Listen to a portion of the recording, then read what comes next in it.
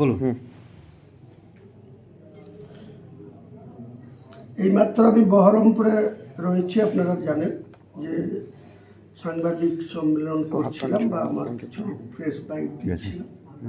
এখনই খবর আসলো যে আমার বাড়িতে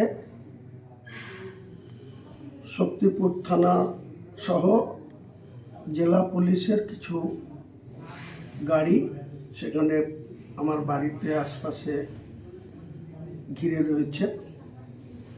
আমি মুর্শিদাবাদের পুলিশ সুপারকে আপনাদের মাধ্যমে বলছি যে মুর্শিদাবাদকে অশান্ত করার চেষ্টা করবেন না।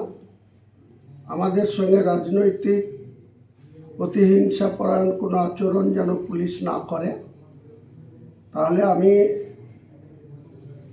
কিছুক্ষণ ওয়েট করব এবং আমার বাড়িতে যদি কোনো রকম পুলিশ কোনো অশালীন আচরণ করে বা আমার বাড়িতে যদি পুলিশ, আমার ছেলে বা আমার মিসেস, আমার বৌমা আছে, আর কেউ বাড়িতে নেই, তাদের সঙ্গে যদি কোনো অশালীন আচরণ করে, আমি এখান থেকে ঘন্টা দুয়েক পরে ঘোষণা করব আগামী বৃহস্পতিবার মুর্শিদাবাদ জেলার পুলিশ সুপারকে বেলা 12টা থেকে ঘেরাও করে এর জবাব নেব।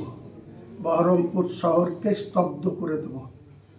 পারলে পুলিশ আমাকে রুখে দেবে। কি কারণে গিয়েছিল মনে করছেন? কি কারণে গিয়েছে পুলিশ সুপার বলতে পারবে। কে সানিরাজকে যে প্রশ্ন করুন যে আমাকে যেন বেশি পরীক্ষা নিরীক্ষা না করেন, আমার সঙ্গে আমার ধৈর্য চ্যুতি যাতে না ঘটান।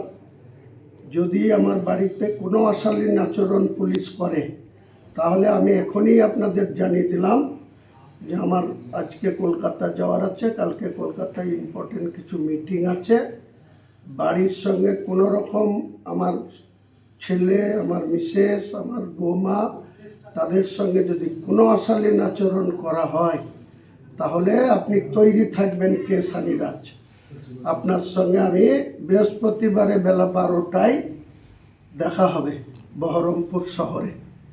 আপনি কত বড় বাহাদুর এসপি হয়েছেন আর আমার সঙ্গে মুর্শিদাবাদের কত জনতা আছে, সেদিন আপনার সঙ্গে আমার মোকাবেলা হবে সামনাসামনি। এসপি অফিস ঘেরাও করে রাখবো যতক্ষণ এসপি কোনো এই বাজে আচরণের জন্য ক্ষমা না চাইবে ততক্ষণ ছাড়ব না।